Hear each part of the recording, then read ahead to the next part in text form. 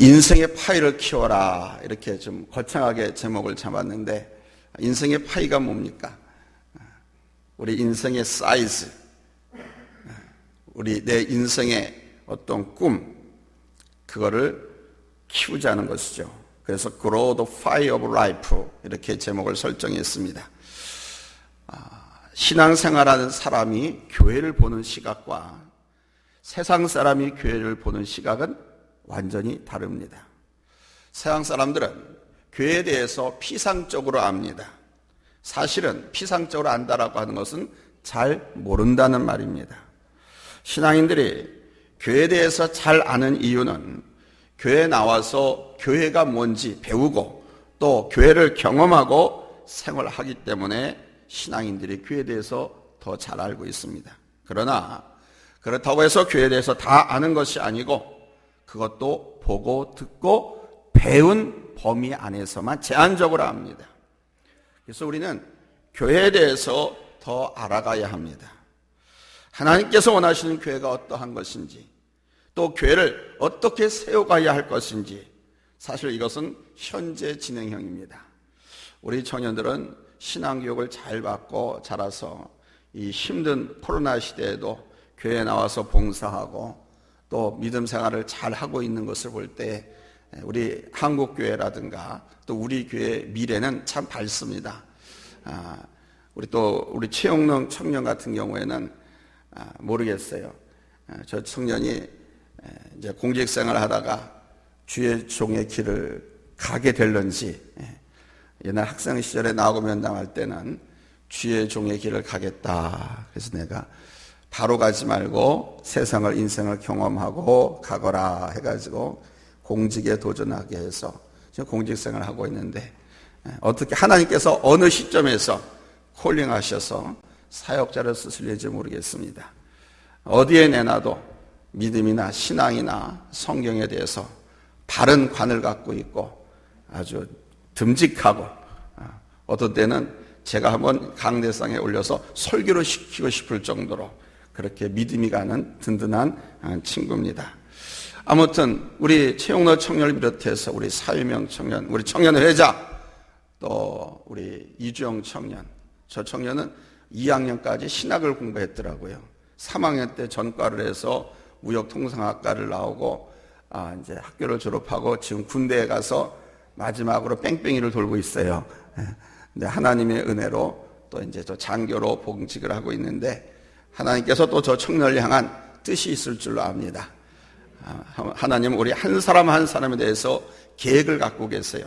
그리고 그 계획은 하나님의 일정표 속에 진행하고 계십니다. 그 하나님의 계획 속에, 일정표 속에 내가 지금 호흡하고 살아가고 있다라고 하는 것을 우리 청년들이 먼저 깨달았으면 좋겠습니다. 하나님을 아는 것도 마찬가지입니다. 우리 그리스도인들과 세상 사람들이 아는 우리 하나님에 대한 신의식, 하나님의 차원은 완전히 다릅니다. 우리는 예배를 통해서 또 말씀을 통해서, 그리고 우리의 삶 속에서 역사하시는 하나님을 경험하면서 하나님을 알아왔습니다. 그러나 세상 사람들은 자기들이 보고 들은 지식과 경험의 한계 안에서만 부분적으로 조금 알 뿐입니다. 그런데 마치 그들은 하나님에 대해서, 교회에 대해서 다 아는 것처럼 하나님이 이렇다, 교회가 뭐 어쩌고저쩌고 말들을 잘합니다. 제가 옆에서 들어볼 땐 참 웃기는 이야기입니다. 분명 저들과 우리는 다릅니다. 하나님에 대해 알면 알수록 더욱더 달라질 줄로 믿습니다. 우리가 무엇인가에 대해서 알면 알수록 더 유익하고 힘이 되는 것처럼 하나님에 대해 알아갈 때도 우리가 더 유익한 삶을 얻고 힘을 얻게 되는 거예요. 우리가 하나님에 대해서 알아가면 알아갈수록 먼저 영적으로 성장할 뿐만 아니라 더 큰 지혜를 갖게 되고 은혜와 평안 속에서 강하고 담대하게 인생을 살아갈 수가 있게 되는 것입니다. 또한 하나님의 성품을 닮게 되면서 인생의 파이가 커지는 겁니다. 하나님을 알아가는 것은 이렇게 중요한 거예요. 인생의 파이가 뭘 함으로써 커진다고요? 하나님의 성품을 담게 되면서, 하나님에 대해서 알아가면서 하나님이 인간을 향한, 인류를 향한, 이 세계를 향한, 나를 향한 그 뜻을 알게 되면서 그 하나님이 어떤 분이신지 그분의 성품을 알게 되고 배우면서 닮아가면서 내 인생의 파이가 커지는 거예요. 만들어지는 거예요. 하나님을 알아가는 거 대단히 중요합니다. 우리가 하나님을 알아가는 과정에서 가장 먼저 우리가 자세히 알아야 할 것은 뭐냐? 우리 하나님이 이 땅의 주권자가 되신다는 사실입니다. 한마디로 God's sovereignty, 하나님의 주권. 한번 따라서 합시다. 하나님의 주권. 그러니까 하나님이 이 땅의 주권자가 되신다. 주권자가 되신다라고 하는 것은 무슨 말이냐? 하나님께서 이 우주의 주인 되신다는 거예요. 모든 것이 하나님의 것이고 모든 것이 하나님으로부터 났음을 고백하고 인정하는 것, 이게 하나님의 주권입니다.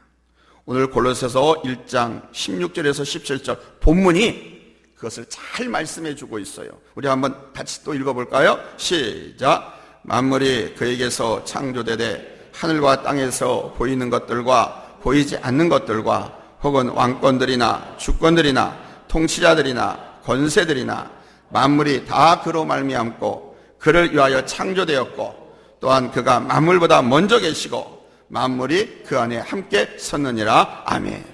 요 성구 한 절을 가지고 대학 철학과 대학원에서는 3년 6개월 동안 연구하고 토론하고 할 때도 끝나지 않아요. 심한 우리 하나님의 철학과 인생과 설계와 우리 하나님의 모든 만물관이 여기에 다 들어있어요. 하나님께서 이 세상을 창조하실 때 성부 하나님만이 혼자 창조하신 것이 아니에요.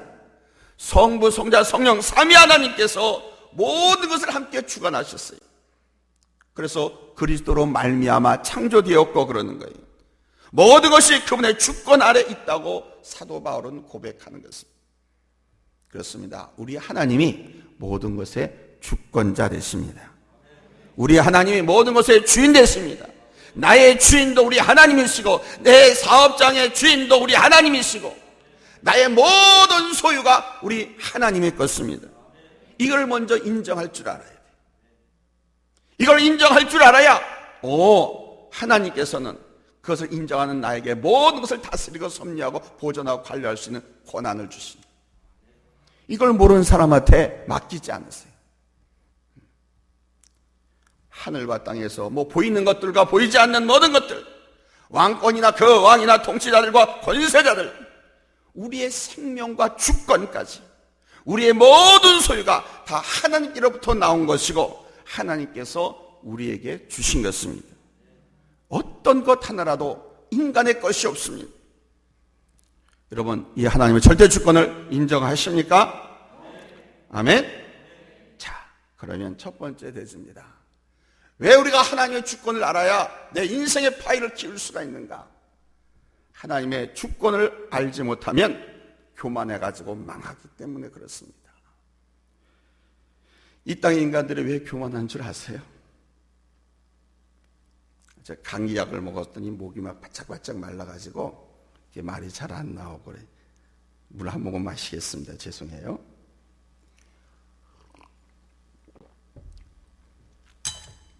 인간이 왜 교만하냐? 바로 하나님께서 이 세상의 창조자요 세상의 주인 되심을 알지 못하기 때문에 그럽니다. 교만은 이렇게 나타납니다. 첫째 어떻게 나타나느냐? 인간 스스로 자기가 신으로 여기는 교만. 고대 때부터 인간은 스스로 신으로 여겼습니다. 특별히 어떤 권력, 힘을 가진 인간은 그 힘을 갖고 자신을 스스로 신이라고 여겼습니다. 성경에서 바로 대표적인 신적인 존재가 바로 애굽의 바로입니다. 그리고 바벨론의 느부갓네살 왕 또한 대표적인 왕입니다. 스스로 신이라고 그랬어요. 또 여러분들의 역사 속에 보면 로마의 황제도 스스로 신이라고 자칭했습니다. 로마인들은 바로 자신의 황제를 신으로 여기면서 그 황제를 위해서 도시마다 경쟁적으로 신전을 만들고 그 신전을 통해서 자신들의 위엄을 더하고 더 큰 권위의식을 가졌습니다. 근대에 들어서 가장 대표적인 자칭 신적인 존재가 누굽니까? 멀고도 가까운 나라 일본국 국왕입니다. 자기들은 천황이라고 그러는지 모르지만 무슨 천황이에요. 국왕. 스스로 자기가 왕이라고 일컫는 일본 국왕입니다. 그는 제2차 세계대전 전범 중에 하나입니다. 전범 중에 하나인 그가 자신과 자기 국민들이 스스로 신이라고 하면서 바로 그 교만으로 아시아를 제패하기 위한 전쟁을 일으켰었습니다. 이렇게 힘을 가진 존재는 이렇게 스스로 신이라고 하면서 교만을 떨게 되어 있습니다. 그리고 오늘 이 시대에는 이 이성이 발달하고 지식이 증가하면서 과학기술의 발달과 함께 인간이 모든 것을 할 수 있다고 생각하면서 인간은 권력과 힘이 아닌 지성을 통해서 스스로 자칭 신이다 이렇게 생각하기 시작했습니다. 종종 책을 읽다 보면 인간을 신으로 찬양하는 글들을 많이 보게 됩니다. 작가들이나 혹은 글 쓰는 사람들의 영향이 오늘 이 시대에 많은 사람들에게 미쳐서 일반인들도 그렇게 생각을 합니다. 뭐 신까지는 아니더라도 인간이 모든 것을 할 수 있다는 생각을 한다는 것에서는 의견을 같이 할 겁니다. 여기서 인간은 교만할 수밖에 없는 거예요. 그래서 바벨탑을 쌓고 또 쌓고 또 쌓습니다. 또 하나는 인간이 모든 것을 자기 것으로 생각하고 자기가 하려고 한다는 사실입니다. 우리의 뭐 생명이라든가 우리의 소유물들 그리고 우리의 시간 사실 이 모든 것이 하나님으로부터 난 것 아닙니까? 누가 주인이에요? 하나님이 주인입니다. 내가 힘들어서 내가 생명을 걸고 땀 흘려 수고해서 번 물질이고 그렇게 해서 축적한 재산이니까 내 것이라고 생각하신다고 하면 아직 하나님의 주권을 인정하지 않는 잘못된 신앙을 갖고 있는 누가 주인이라고요? 하나님이 주인입니다. 그런데 다 내 것이라고 생각하는 어리석음. 오늘 16절에서 말씀합니다. 만물이 그에게서 창조되되 그가 누굽니까? 하나님을 말하는 거예요. 하늘과 땅에서 보이는 것들과 보이지 않는 것들과 혹은 왕권들이나 주권들이나 통치자들이나 권세들이나 만물이 다 그로 말미암고 그러죠. 시편 24편 1절에서 이렇게 말씀합니다. 땅과 거기 충만한 것과 세계와 그 가운데 사는 자들은 다 여호와의 것이미로다. 그러니까 하나님이 우주 만물의 주인이십니다. 왜? 그분이 창조하셨기 때문에. 그러니까 우리도 나의 주인은 우리 하나님이신 거예요. 그런데 왜 내 것인 양 집착하냐 이거예요, 사람들이. 하나님의 것임을, 바로 하나님께서 모든 것의 주인 되심을 모르기 때문에 그렇습니다. 그리고 하나님의 주권을 알지 못하기 때문에 모든 것을 자기가 하는 것으로 착각을 하고 자기가 영광을 받으려고 합니다. 사울 왕이 다윗 때문에 시기와 질투에 빠져서 사위 다윗을 죽이려고 했던 거 기억하십니까? 왜 그랬습니까? 장인이 사위도 자식인데 애비가 왜 자식을 죽이려고 했습니까? 골리앗을 죽인 그 다윗, 군대 장수로 삼아서 전쟁터에 내보내기만 하면 그 이전에 사울이 전쟁터에 나가서 승리하고 돌아올 때 전가보다 다윗의 공적이 더 뛰어난 거예요. 그래서 백성들이 다윗이 전쟁터에서 싸우고 돌아올 때, 개선할 때 사울은 천천히요, 다윗은 만만이라 하면서 다윗 하면서 막 환호성을 지르는 거예요. 바로 여기에서 사울의 시기하고 질투가 난 것이죠. 바로 이 시기심 속에, 질투심 속에 사단이 틈타기 시작하면서 사울이 어떻게 변해갑니까? 따라서 합시다. 미쳐가기 시작했다. 미쳐가기 시작했습니다. 아무리 올바른 이성을 가지고 바라볼 땐 도저히 이해가 되지 않는, 그냥 벼랑간 앞에 와서 열심히 사롱한테 악기를 다룬다든가 찬양을 하든가 그냥 창을 가지고 던져서 죽이려고. 그런 왕을 피해서 다른 데 이렇게 멀리 나가가면은 사람을 보내서 추적해가지고 죽이려고 혈안이 되고 미쳐가기 시작했습니다. 그게 잘못된 것인 줄 전혀 생각하지 못했습니다. 그때 사울이 이 모든 일을, 백성들이 사울은 천천히고 다윗은 만만이고, 어렸을 때 다윗이 블레셋 적장 골리앗을 죽이고 전쟁터에 나가기만 하면 백전백승, 개선 장군에 돌아오는 그 모든 것, 그리고 자기의 사위가 된 것, 그리고 자기는 왕이고 그 밑에 부하로서 다윗이 있다고 하는 이 모든 것들, 이것이 하나님께서 하신 일이라는 것을 알았더라고 하면 오히려 다윗을 칭찬하고 축복하면서 자기의 든든한 장군으로 세워서 더 나라를 번성하게 만들고 더 나라를 강력하고 튼튼한 그런 나라로 만들어 갔을 텐데, 사울은 그것을 인정하지 못하고 자신이 인정받으려 했기 때문에 하나님의 주권은 보이지도 않았습니다. 교만하니까, 자기가 칭찬받고 자기가 인정받으려고 하니까 하나님이 보이지 않는 거예요. 하나님의 주권이 전혀 생각이 되지 않는 거예요. 다윗이 골리앗을 죽였습니까? 하나님이 죽였지요. 다윗이 전쟁터에 나가서 싸우면 항상 적을 물리치고 돌아왔습니까? 아니죠. 하나님이 싸워주셨다고 그러죠. 이것을 우리는 볼 수 있어야 돼요. 이런 하나님의 주권을 보지 못하고 알지 못하면 인간은 교만의 어리석음에 빠지게 돼요. 하나님의 주권을 확실하게 깨닫기를 바랍니다. 두 번째는, 하나님의 주권을 알지 못하면 하나님을 의심하거나 원망 불평하기 때문에 하나님의 주권을 우리가 인정해야 돼요. 여러분, 우리 하나님에 대해서, 예수님에 대해서 의심해 본 적 없습니까? 하나님이 계시다면 어떻게 믿음이 좋은 사람이 고난을 당하고, 어떻게 믿음 좋은 사람들이 실패하고, 믿음 좋은 사람이 병에 걸려서 또는 사고로 죽고, 하나님이 주권자 되신다는 사실을 깨닫지 못할 때는 순간순간 이런 시험에 빠져듭니다. 하박국 선지자 잘 알죠? 하박국 선지자. 바벨론의 침공을 받았습니다.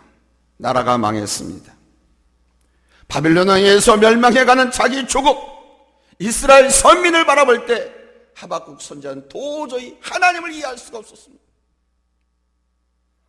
그리고 하나님의 택한 백성 이스라엘이 하나님을 모르는 우상 숭배자 바벨론에 의해서 망한다라고 하는 거, 이거 받아들일 수가 없었습니다. 그래서 하나님 앞에 왜 선민 이스라엘이 저 이방 나라에 의해서 망해야 되는지 하나님 앞에 막 불만을 뿜어댔습니다. 그게 왜 그러냐? 자기가 중심이 되면 그래요. 역사를 보는 눈, 일이 되어가는 그 현상을 보는 것이 자기 중심이 되면 그렇게 돼요. 내가 나의 중심이 되고 내가 세상의 중심이 되어서 모든 것이 내 중심에 생각하고 내 중심에서 하려고 합니다. 그러면 갈등할 수밖에 없습니다. 지금까지 배워온 신앙과 이 지성과 자기 감성에서 오는 그 욕구, 유혹에 갈등할 수밖에 없어요. 세상 이렇게 가르쳐줘. 이 모든 우주 만상의 중심은 너다. 네 중심에서 생각하고 네 중심에서 판단하고 네 중심에서 결정하라고 그러죠. 그러니까 이 문학에서 세상에서 가르쳐주는 지식의 힘 아닙니까 그게. 근데 이 지식의 힘이 지금까지 우리가 배우고 믿어오려고 애썼던 신앙하고 부닥친 갈등을, 그러니까 의심하게 되고 원망하게 되고 불평하게 됩니다. 그러나 하나님의 주권을 알면 겸손하게 됩니다. 겸손은 원망과 불평이 나오는 게 아니에요. 하나님이 주권자가 되신다는 사실을 아는 사람은 겸손할 수밖에 없어요. 내가 하는 것이 아니라 다 하나님께서 하는 것이고 내 것이 아니라 하나님의 것이라는 것을 알기 때문입니다. 여기서 내 욕심대로 사는 것이 아니라 하나님 중심으로 서게 되지요. 그리고 하나님 편에서 보기 시작하는 겁니다. 따라서 합시다. 하나님 편에서, 하나님 편에서. 그러니까 모든 걸 하나님 편에서 보게 되고 하나님 편에서 생각하게 되고 하나님 편에서 일하게 되는 거예요. 자신과 다른 사람들, 세상과 모든 역사, 모든 것을 하나님께서 어떻게 하시려고 하는가,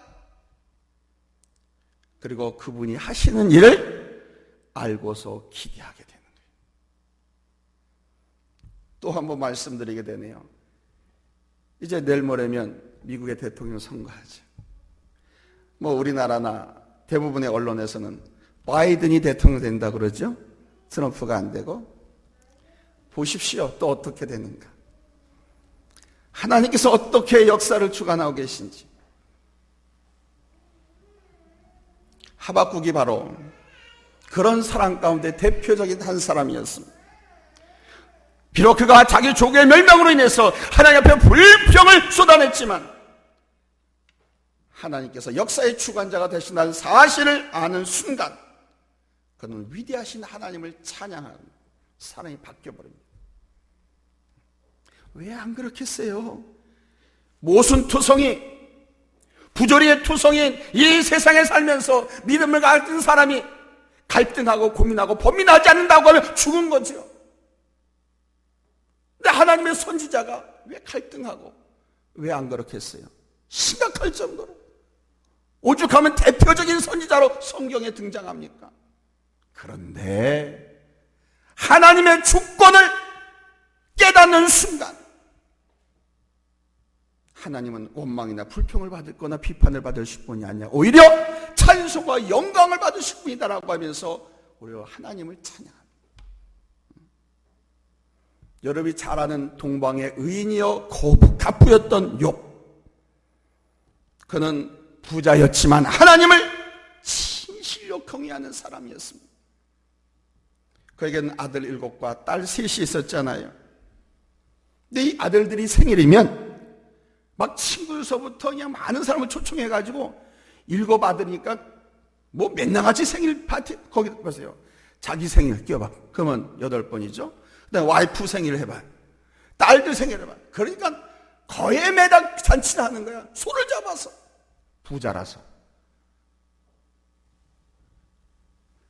근데 이 욥이 아들 생일이 끝나고 나면 그 다음날 아들들 다 불러다가 아들 숫자대로 하나님 앞에 소를 잡아 불러 태워서 번제를 드리면서 하나님 앞에 성결의식을 했어요. 속죄 제사를 드리고. 왜? 술 기운에 잔치 분위기에 혹시 죄 짓지 않았을까? 그 이유를 이렇게 말씀합니다. 욥기 1장 5절. 욥이 말하기를부터 찾았습니까? 욥기 말하기를부터 시작.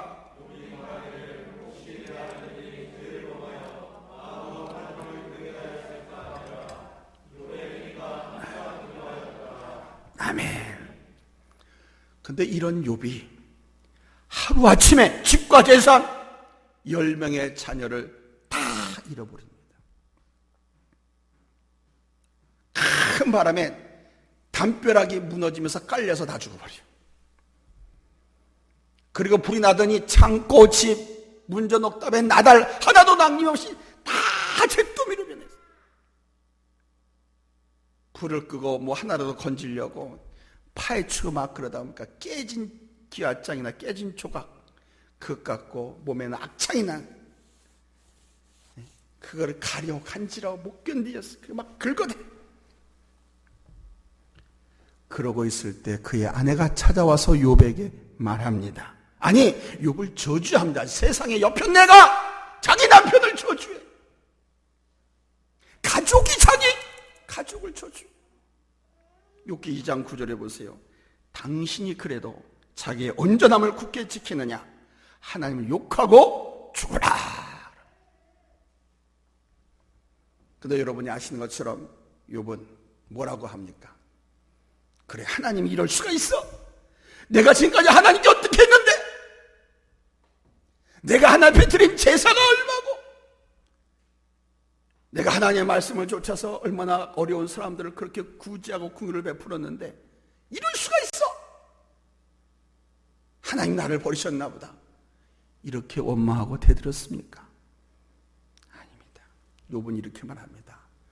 우리가 복도 하나님께 받았으니 재앙도 하나님께 받지 않겠느냐. 우리가 이렇게 큰 복도 받았는데 재앙도 하나님께 받을 수 있는 거 아니냐. 그러면서 이 고백을 합니다.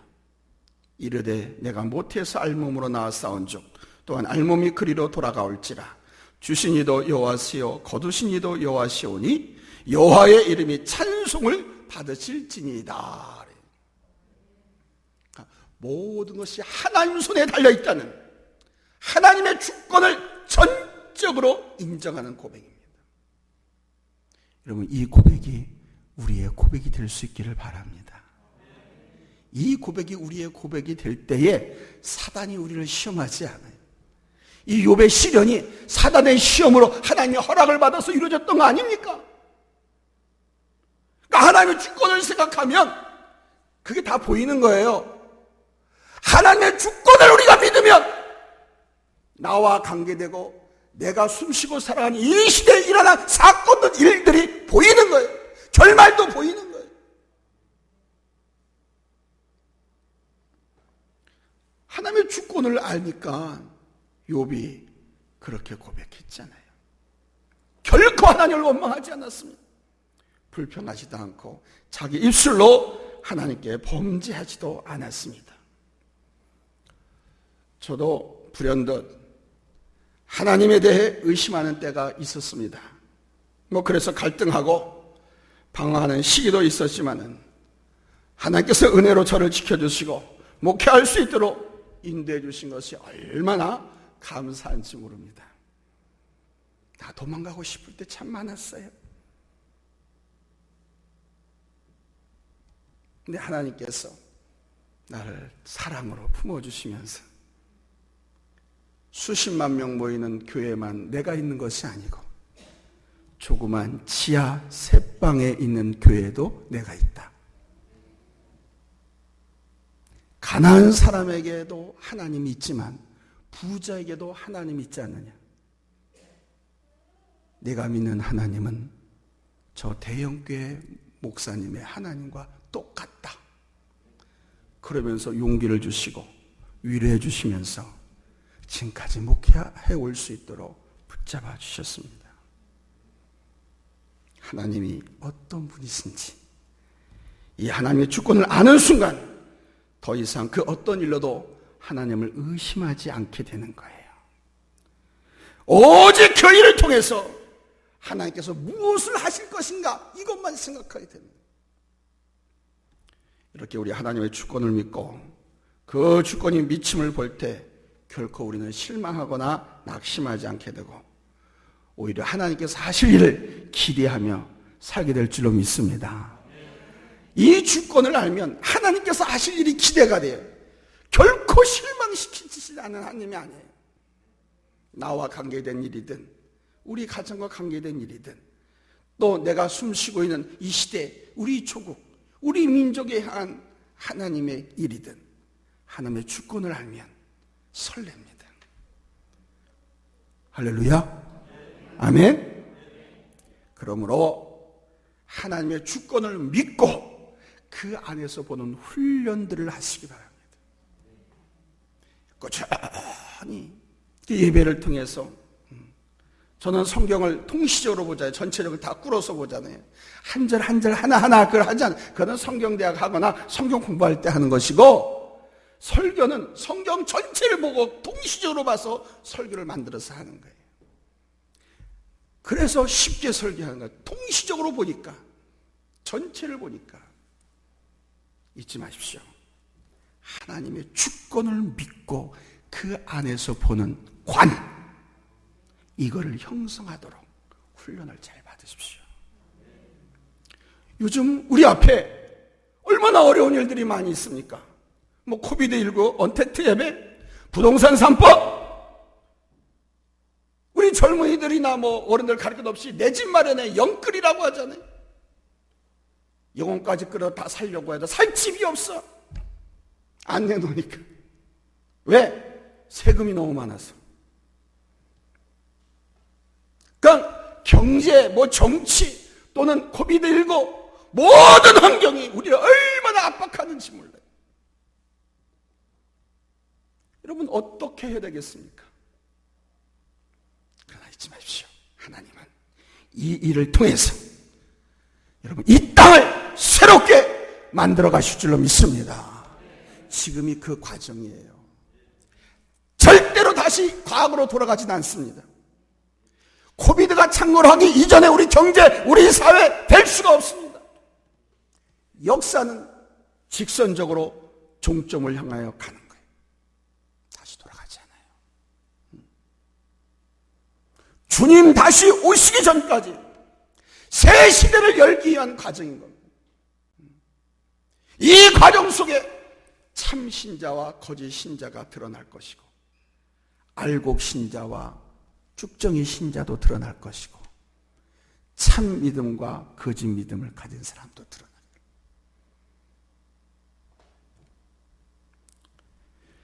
보십시오. 이 땅에 석유, 이 석유가 앞으로 30년 후면 바닥이 드러난다고 합니다. 30년. 그런데도 석유만 의존하고 있으면 2050년입니다. 앞으로 30년이면. 그렇죠? 2050년 됐을 적에 이 지구가 어떻게 되겠어요? 그래서 많은 나라에서 뭐 수천억 원을 들여서 투자를 합니다. 석유 대체 에너지 개발을 위해서. 대부분의 에너지가 원유를 의존하고 있는데 계속해서 원유, 즉 석유를 의존한다고 하면 더 이상 자동차와 비행기, 대형 배들을 어떻게 운행을 하겠습니까? 원유가 바닥이 나는데, 없는데. 원유가 바닥이 나면 전기 수급에도 문제가 발생해요. 그리고 약품, 의료 플라스틱 제품들, 우리가 일상에서 그렇게 편하게 쉽게 쓰는 무수한 제품들 다 생산이 중단됩니다.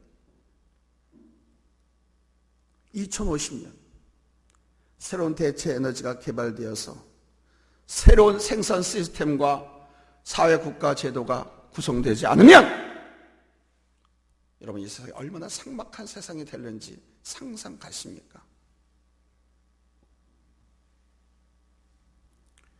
때문에 더 늦기 전에 정신을 차려야 됩니다. 많은 나라에서 대체 에너지 개발을 위해서 필사적으로 뛰어들었지만 우리는 더 뛰어들어야 됩니다. 저 여의도에서 저렇게 머리 터져라 싸움박질이 나고 있을 때가 아닙니다. 한 정부 안에서 장관과 검찰총장이 저렇게 싸우고 그것에 의해서 국민이 양분되고 싸움박질하고 있을 때가 아닙니다. 30년밖에 안 남았어요. 어떤 분이 지금 5.1 시대를 이렇게 비유를 했습니다. 여러분도 한번 들어보신 경험이 있을 거예요. 내가 써먹었으니까. 석기 시대와 철기 시대의 중간기인 무슨 시대? 청동기 시대. 앞에 보고도 못해. 이 지금 5.1 시대가 철기와 석기 시대의 중간기인 청동기 시대와 같습니다. 왜 청동기 시대와 같다고 하는지 압니까? 청동기 시대는 짧아요. 쇼트해요. 철이 발견되면서 청동기는 그냥 지나가 버립니다. 물론 철기 시대에 동이 쓰이기도 했습니다. 그러나 철시대의 주는 철이기 때문에 철기 시대라고 하는 거예요. 근데 그 시대가 지금까지 이어지고 있습니다. 이 철을 대신할 재료가 또 개발되고 또 개발돼야 돼요. 쉽게 말씀드리면 여러분 자동차를 보세요. 범퍼 있죠, 범퍼. 예? 옛날엔 그 범퍼가 뭐였어요? 다 주물덩어리 철이었잖아요, 철.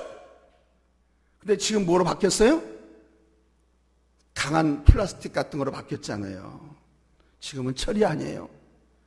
옛날엔요, 차가 부닥쳤어. 범퍼가 깨지면은 범퍼가 완전히 떨어지지 않고 걸려져 있잖아요. 차가 공장으로 가면은 그 범퍼 떨어진 게 바닥에 끌려가면서 띠그띠그띠그 쇳소리 내면서 공장으로 들어갔어. 왜? 다 철로 만들었기 때문에. 근데 지금 보세요. 좋은 차들 보면 철은 별로 안 들어가 있어. 기계 같은 거나 철로 들어가 있지. 대부분 다 특수 무슨 뭐지? 이 전문가. 새로운 재질. 그런데 이게 철보다도 더 안전하고 강하다고 그러잖아요. 이렇게 개발되고 있잖아요. 근데 문제는 이것이 역시 석유를 의존하고 있다는 거예요. 그래서 석유를 의존하지 않은 다른 것에서부터 개발되어지고 만들어지는 그런 사업이 진행돼야 돼요. 2050년이면 없어지는데, 고갈되는데, 물론 미국에서는요, 그때를 대비해서 지금까지 사용하지 않고 매장해 놓은 석유가, 원유가 많이 있대. 저 알래스카에. 그건 자국민을 위해서 그렇게 한다고 하지. 그거를 우리나라에 주겠습니까? 우리나라가 그것을 갖다가 쓰려고 하면 엄청난 대가를 지불해야 되지요. 아무튼 여하튼 오일 시대는 짧은 청동기 시대에 불과하다는 거예요.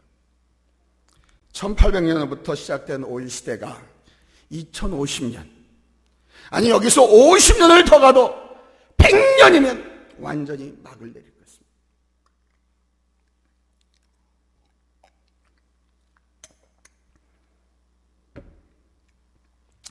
이제는 원유 오일에서 추출하는 대체 에너지가 아니라 다른 물질에서 추출하는, 왜 이제 없어질 여기서 앞으로 50년, 100년 후에는 방법이 없잖아요. 아주 오래도록 모든 인류가 사용할 수 있는 강하면서도 풍성한 에너지 개발이 있어야 하는 겁니다. 바로 그 적기가 지금이라는 겁니다. 지금. 코비드 시대 때 지금이라는 겁니다.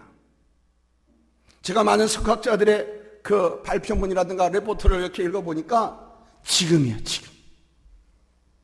다들 못 살겠다고, 어떤 나라에는 코비드에 빠져가지고 정신없어 지금 그냥 뭐 수상이 내려앉고 대통령이 물러나고 막 그러기도 하고 막 폭동 데모가 일어나기도 하고 그러기도 합니다만, 그 가운데서 미래를 위해서 지금 아니면 연구하고 개발할 시기가 없다 해가지고 개발하는 뛰어든 나라들이 있어요. 근데 우리나라는 지금 못 그러고 있어요. 지금 우리나라는 내년 서울시장 선거, 부산시장 선거, 그 다음에 대통령 선거, 여기에 빠져가지고 어떻게 하면 표를 더 얻을 수 있는가, 모든 것이 정책이나 모든 방향 그쪽으로 다 무너져 있어요. 그리고 국민들 앞에 내놓는 예산이라고 하는 것이 다 그 분야예요. 국민들의 환심을 살 수 있는 그런 정책들만 발표하고 그쪽으로만 예산을 집중시키고 있어요.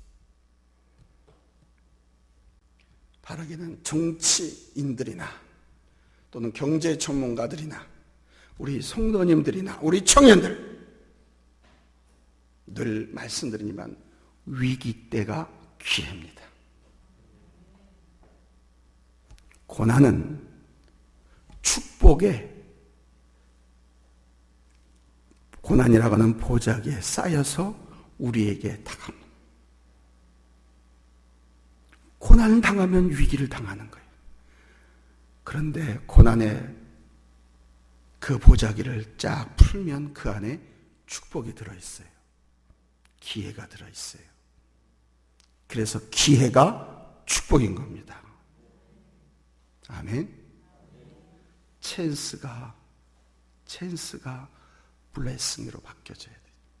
그것이 이때인 겁니다. 바로 우리 하나님께서 지금 이 시대에 많은 세계인이 있지만은 이 모든 것을 하나님께서 이끌어가 살아가고 계시다 하는 것을 깨닫고 하나님의 주권을 인정하고 하나님께로 돌아오기를 기다리고 계십니다. 바로 이러한 것을 누가 보고 알 수 있느냐? 하나님의 주권을 인정하는 믿음을 갖고 있는 사람이 이것을 볼 수 있습니다. 여러분 잊지 마십시오. 결국 우리 하나님은 이렇게 다 사인을 주시고 우리에게 다 보이십니다. 누구를 통해서? 주의 종들을 통해서 이렇게 보이십니다. 그래서 결국은 합력하여 선을 이루어 갔습니다.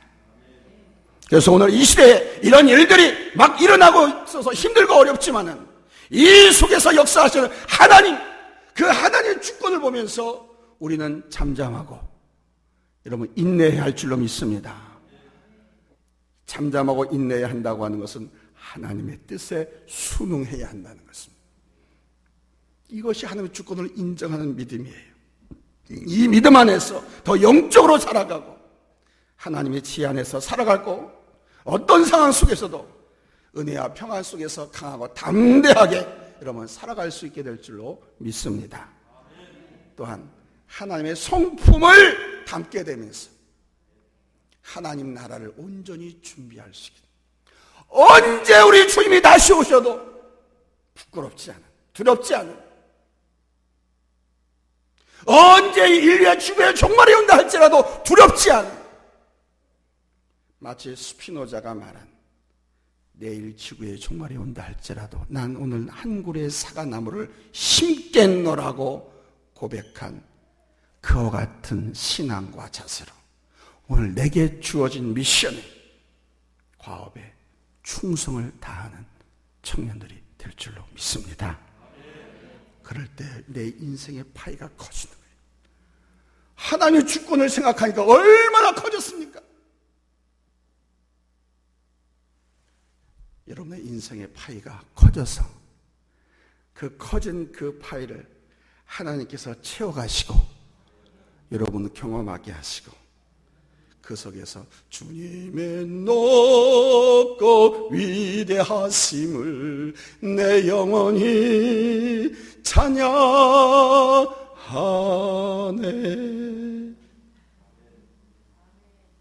2년 전 성지순례 갔다 와가지고 목 감기 온 것처럼 지금 증상이 비슷해지지 않는 것 같아요. 약을 계속 먹고 주사도 맞고 하는데 차도 녹고 점점 더 깊어가네. 이렇게 우리 하나님의 위대하심, 하나님의 전능하심을 여러분 찬양하게 될 줄로 믿습니다. 기도하겠습니다.